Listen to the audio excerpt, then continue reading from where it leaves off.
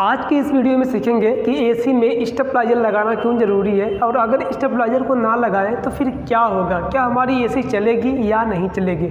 और फ्रिज में भी मैं आपको अभी लास्ट में बताऊंगा कि स्टेबलाइजर लगाने से फ़ायदा क्या होता है और ना लगाने से क्या नुकसान होता है। तो चलिए अब वीडियो को स्टार्ट करते हैं। देखिए एसी में क्या है ना कि एसी में स्टेबलाइजर अगर आप नहीं लगाते हैं तो वहाँ पे क्या होगा, इसको ध्यान से समझिएगा।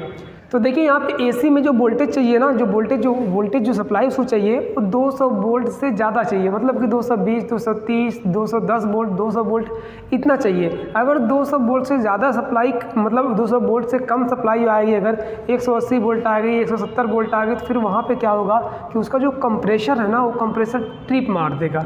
कम वोल्टेज पाने की वजह से एसी का जो कंप्रेशर है, जो कूलिंग करने वाला पार्ट है, वो ट्रिप मार देगा, जिससे कि वहाँ पे कूलिंग का इफेक्ट आएगा, मतलब कूलिंग कम करेगा। पहली बात तो ये है, क्योंकि बार बार जब कंप्रेसर ट्रिप करेगा तो फिर क्या होगा कि जब कंप्रेसर ट्रिप होने की वजह से क्या होगा कि कूलिंग कम होगी, क्योंकि कंप्रेसर ही ना गैस को घुमा रहा है, और जब कंप्रेसर ही नहीं चलेगा तो कूलिंग कहाँ से होगी, सिर्फ फ़ैन चलता रहेगा और ठंडक वाली मशीन बंद हो जाएगी। तो इसलिए अगर वोल्टेज डाउन आएगा तो यहाँ पे कंप्रेसर बार बार ट्रिप होगा, जिसकी वजह से आपकी एसी कूलिंग भी कम देगी। दूसरा क्या नुकसान होगा यहाँ पे कि बार बार कंप्रेसर के ट्रिप होने की वजह से और फिर बार बार उसको ऑन होने की वजह से, देखिए कोई भी मशीन बार बार जब ऑन ऑफ होगी तो वहाँ पे क्या होता है, उस मशीन के ख़राब होने का चांस बहुत ज़्यादा हो जाता है। जैसे कंप्रेसर जिससे हमारा चल रहा है 220 वोल्टेज सप्लाई है तो ठीक है, चल रहा है फर्स्ट क्लास, लेकिन कहीं 200 से नीचे आ गई सप्लाई, 180 या 170 वोल्टेज आ गया तो वहाँ पे क्या होगा, कंप्रेसर हमारा ट्रिप मार देगा, बंद हो जाएगा। फिर जैसे वोल्टेज ज़्यादा होगा तो स्टार्ट होगा, या फिर उसी पे जब थोड़ा सा ठंडा होगा तो फिर तुरंत स्टार्ट होगा, उसके बाद फिर वोल्टेज कम रहेगा तो फिर डाउन हो जाएगा, फिर बंद हो जाएगा। तो बार बार ऑन ऑफ होने की वजह से, कंप्रेसर बड़ी मशीन होती है और इस मशीन को बार बार ऑन ऑफ होने की वजह से ये कंप्रेसर हमारा जलने का चांस होता है कि हमारे कंप्रेसर ख़राब हो सकता है, या फिर एसी के पीसीबी पे भी लोड अगर पड़ता है किसी वजह से, अगर वो इन्वर्टर एसी है तो उसके पीसीबी अगर लोड पड़ता है तो फिर क्या होगा, पीसीबी भी ख़राब होने का चांस है।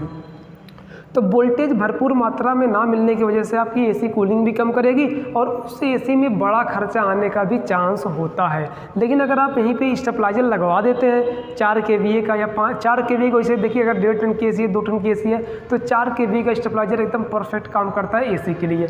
तो अगर 4 kVA का स्टेबलाइजर लगवा देते हैं वहाँ पर, तो फ़ायदा क्या होगा कि अब लाइट, अगर मान लीजिए हमारी लाइट आ रही है 220 वोल्टेज तो 220 वोल्टेज 230 वोल्टेज बना के देगा। लेकिन अगर ज़्यादा आती है, अब देखिए अगर स्टेबलाइजर नहीं लगा रहता, अगर कहीं वोल्टेज ज़्यादा आ गया तो फिर क्या होगा, एसी का कंप्रेसर या एसी की पीसीबी वगैरह ख़राब हो जाएगी। लेकिन अगर वो स्टेबलाइजर लगा रहता तो क्या होता कि स्टेबलाइजर पे ही लोड आएगा और वो स्टेबलाइजर ही ख़राब होगा या कट कर देगा, लेकिन एसी पे भी लोड नहीं जाने देगा।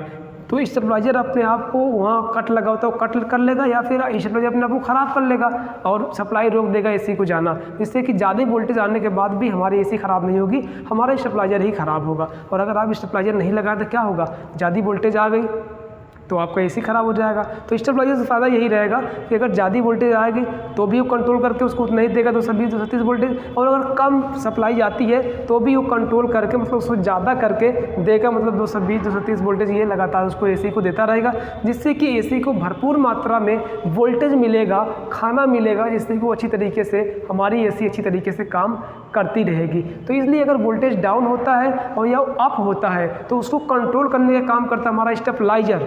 ज़्यादा होने पे कम करेगा, कम होने पे ज़्यादा करेगा, तो वहाँ पे जितना उस एसी को ज़रूरत है उतना ही देता रहेगा, मतलब 220 230 वोल्टेज ही हमारा स्टेबलाइजर देता रहेगा। वोल्टेज थोड़ा सा कम हो या थोड़ा सा ज़्यादा हो उससे उसको फ़र्क नहीं, हो अपने अंदर उस तरीके से वोल्टेज को बना करके 220 230 वोल्टेज एसी को देता रहेगा, जिससे कि हमारी एसी अच्छी तरीके से काम करती रहेगी। और जब उसको भरपूर भोजन मिलेगा, खाना मिलेगा, वोल्टेज मिलेगा तो जल्दी ख़राब नहीं होगा और उसको कंप्रेसर अच्छी तरीके से काम करता रहेगा, जिससे कि आपकी एसी अच्छी तरीके से कूलिंग करती रहेगी। तो इसलिए आपको हमेशा किसी भी एसी को बगैर स्टेबलाइजर के नहीं चलाना है, वरना कूलिंग की प्रॉब्लम आपको होगी, एसी ख़राब होने का डर रहेगा। तो ये चीज़ आपको ध्यान रखना है। अब मैं आपको ये भी बता दूं कि फ्रिज के लिए क्या करें, फ्रिज के लिए स्टेबलाइजर लगाएं या ना लगाएं। देखिए अगर आपके घर में सही वोल्टेज आ रहा है ठीक ठाक तो अगर नहीं लगाते तो भी कोई दिक्कत नहीं है, लेकिन लगा लेते तो ये परफेक्ट है, बेहतरीन है। इससे फ़ायदा क्या होगा कि अगर वोल्टेज डाउन होता है तो भी उतना ही वोल्टेज मिलेगा फ्रिज को जितना उसकी ज़रूरत है, और अगर कम होता है तो भी उतना ही उसको मिलेगा फ्रिज को वोल्टेज जितना उसकी ज़रूरत है। तो उससे क्या होगा, कूलिंग की परफॉर्मेंस ज़्यादा हो जाती है, अच्छी हो जाती है, मतलब बिना स्टेबलाइजर के और स्टेबलाइजर लगाने के बाद जो कूलिंग का परफॉर्मेंस देखेंगे वो बहुत अच्छा हो जाएगा।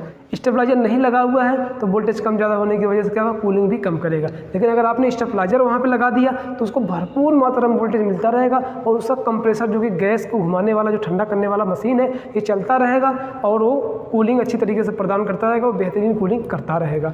और मैं आपको एक चीज़ यहाँ पर रिकमेंड करूँगा कि अगर आप इन्वर्टर फ्रिज लिए हैं, इन्वर्टर फ्रिज, तो उसमें लगी होती है एक पीसीबी। उस पीसीबी को अगर कम ज़्यादा बार बार वोल्टेज मिलेगा तो क्या होगा कि उस पीसीबी ख़राब होने का चांस बहुत ज़्यादा हो जाता है। इसलिए इन्वर्टर फ्रिज आपके पास है तो लाजमी उस पर आप लोग स्टेबलाइजर लगाइए, ताकि अगर कोई प्रॉब्लम लाइट का कम ज़्यादा आए तो स्टेबलाइजर तक ही रहे, फ्रिज तक ना जाए, वरना फिर इसकी पीसीबी ख़राब होगी तो आपको 2000-3000 रुपये का नुकसान होगा। तो आपका ये भी मैं आपको बता दूं कि ज़्यादा अच्छा होगा कि आप लोग फ्रिज पे भी और एसी पे भी स्टेबलाइजर लगाइए। वो 1500-1700 रुपये खर्चा तो आएगा।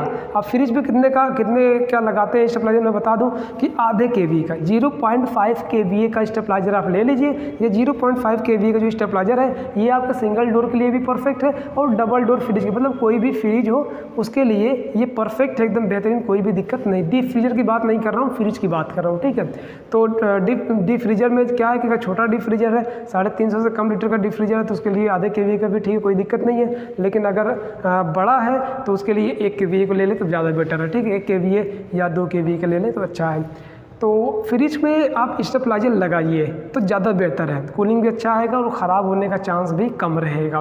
तो ये सारी की सारी चीज़ें आप लोगों को सही तरीके से समझ में आ गई होगी कि स्टेबलाइजर अगर नहीं लगाते, देखिए चलेगा मशीन, लेकिन अगर वोल्टेज सही है तो परफेक्ट काम करेगा।